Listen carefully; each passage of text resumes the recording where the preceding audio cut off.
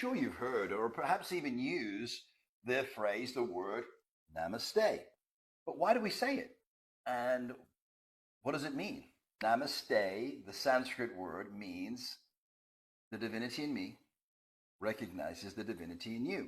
It's another way of saying the Mayan phrase Lakin Lakesh, which means I am you, you are me, we are one.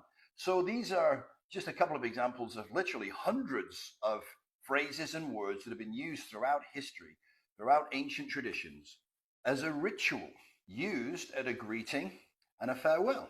So that when you meet somebody you know, or even somebody for the first time, you're reminding each other that there is no separation, that you are part of the oneness.